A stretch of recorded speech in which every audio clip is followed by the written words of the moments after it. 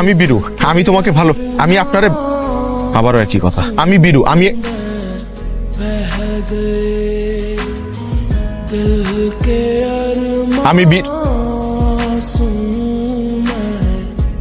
আমি বীরু, সত্যি কইতেছি। আমি ফুলটা কি আপনি আমার দিবেন নাকি আমি আপনার হাত দিয়ে নিয়ে নিব? জি, এই ফুলটা তোমার জন্যই, কিন্তু আমি দিতে পারবো না। জানাইবার উপকার করলেন, ধন্যবাদ। ভিতর ডিম।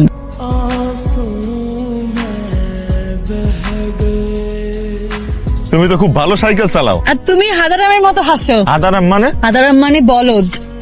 কি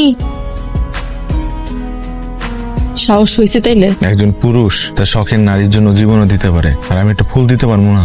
বাবা, এটা দেখি পুরো অন্য রূপ। এই রূপ এতদিন কোথায় ছিল? তোমার অপেক্ষায় ছিল। অপেক্ষা শেষ বীরু? না, মাত্র শুরু। जिसने पूछा हमसे बिछड़े यार का, जिसने पूछा हमसे बिछड़े यार का, প্রতিদিন এমন করে দেখা করলে কিন্তু একদিন ধরা খাই যাবো। ধরা খাইলে খাবো, ডরাই নাকি? ইস, আসছে সাহসী মানুষ। ধরা খেলে তো ঠিক আমার রেখে দৌড় দিবা। এটা আমি জীবনও করবো না। দরকার হলে দুজন মিলে একসাথে মার খাবো। কিন্তু না, আমার সামনে পরীক্ষা, আমাদের এমন করে দেখা করা কমাইতে হইব। পরীক্ষা ফেল করলে খবর আছে। দেখা না করলে তখন খারাপ লাগবো না, কষ্ট লাগবো না, তখন তো পড়ায় আরো মন বলবো না। ইস, দেখা না করতে পারলে নিজের খারাপ লাগবো, সেটা না কই আমার উপর চাপাইতেছে। শোনো, আমি যদি পরীক্ষা ফেল করি, আব্বা কিন্তু আমার কানে ধরে বিয়ে দিয়ে দিব। তখন কি হইব? এর জন্য বলি একটা ভালো চাকরি খুঁজো। সেটা তো খুঁজবা না, তোমার তো ওদিকে কোনো চিন্তাই নাই। পারবে খালি এমন করে দেখাবো।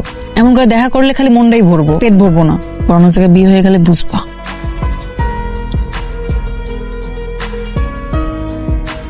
খুব সাহস না? এখন তো কেউ নাই, এজন্য ঠিক পরে দিতে পারতেছো।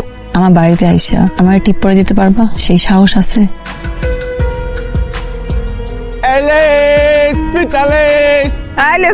এদিকে আহো, আহো দি।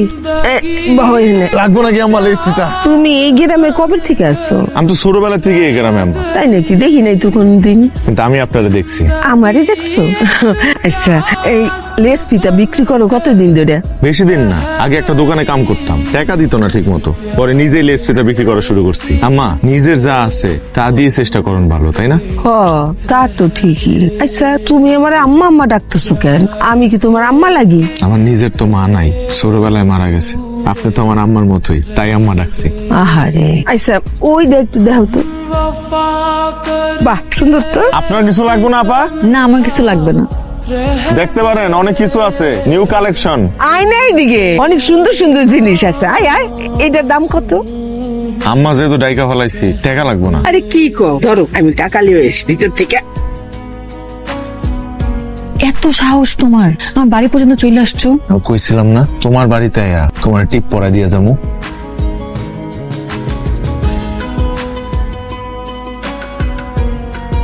এত মরিচ দিছেন কাকা, এত মরিচ আমি খাই, এটা তাদের দিবেন, তারা খাবে। এখন তুই কি করতেছিস এগুলো? তোর না মুড়ি পছন্দ? তুই আমার গায়ে মুড়ি মুড়ি মারতেছিস কেন? দিচ্ছি। আরে খা, আরে খাস না। কাঁচার তেল ডিস্টার্ব করস কেন? আমার কলেজের মেয়ে বান্ধবী তো, কথা কইতেছি। তুই কথা কস? হ্যাঁ। কার লয় কথা কস তুই? কার লয় কথা কস তুই? ভাই, আপনি আমার কলেজে আমার ক্লাসমেটের সামনে আমার মারছেন না ভাই? আমারছি। দেখালো বিরু ভাই, এটা খারাপ করছেন ভাই। চল পোলা প্যান্ট ডাক দিন। দেখালো ভাই, বুঝেন নাই? কি করবি তুই? দাঁড়া, দেখালো আমি আইতাছি। কি ব্যাপার, হুট করে লোকজন আমার বাসায় আসলেন? রহমান, তোমার মেয়ের জন্য কলেজের পোলাপান দুই গ্রুপ হয়ে মারামারি করছে, এটার একটা বিহিত করা দরকার। বলেন কি কাকা? কলেজের দুই গ্রুপ পোলাপান মারামারি করছে, তাতে আমার মেয়ে মানে রুবির আর আমার করার কি আছে? আর আমার মেয়ে তো পোলাপানের কয় না যে তোমরা মারামারি করো। সেটা ঠিক আছে, কিন্তু তোমার মেয়ের বয়স হয়েছে, তুমি বাপ হিসাবে একটু দেখাশোনা করো। আর এই গ্রাম তো আমাদেরই, এই পোলাপানও আমাদের। পোলাপান মারামারি করছে, এইখানে আমার মেয়ের পেঁচায়া কথা বলার তো কোনো যুক্তি আমি দেখি না। এই যে প্রিন্সিপাল স্যার আছেন, স্যার আপনি বলেন, আমার মেয়ে তো আপনার কলেজেই পড়ে, এখন কোনোদিন সমস্যা করছে নাকি? তার বিরুদ্ধে আপনার কোনো অভিযোগ আছে? বলেন। না না, তার বিরুদ্ধে আমার কেন অভিযোগ থাকবে? রবিমা তো খুবই ভালো মেয়ে, তাছাড়া পড়াশোনায় অনেক ভালো। আমি শুনছি যে মারামারি যেখানে হয়েছে সেখানে কলেজ পক্ষ ছিল আর বাইরের থেকে এক পক্ষ আসছিল, তারা মারামারি করছে। এখানে রুইমাকে কেন পেঁচানো হচ্ছে? যদি বিচার সালিশ করতে হয় তাহলে ওই দ্বিতীয় পক্ষকে খুঁজে বের করেন। প্রিন্সিপাল সাহেব তো ঠিকই বলছে, বাইরে কারা ছিল তাদের আনতে হবে, কিন্তু আমার কথা হইতেছে পোলাপেটেরা তো সাহস হলো কেমনে করে কলেজে গিয়ে মারামারি করছে। এই ভিডিও তুই জানোস কারা আসছিল, কারা মারামারি করছে? আমি জানবো কেমনে? আচ্ছা ওই সামরাটারে কেমন যেন চেনা চেনা লাগতেছে। ওই যে সেদিন নিয়ে আসলো না, ওই যে লেস ফাত্তা, ওইটাই তো ওই সামরাটা। তোর মা কি যে কও, এটা হইছে আমার না, এটা আরেকটা। তোমার মায়ের নিয়ে কলেজে পোলাপান মারামারি করে, বুঝতে পারছো? আর কি দেখতে চাও? কি দেখতে চাই মানে? সালিশের সময় তো তুমিও সামনে ছিলে, তারা কি আমার মেয়ের কোনো দোষ খুঁজে পাইছে?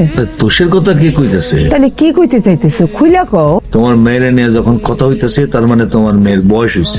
বয়স হয়েছে মানে বিয়ার কথা কইতাছি। কি কও? তুমি বিয়ার কথা কইতেছো? তুমি তুমি কি পাগল হয়ে গেলা?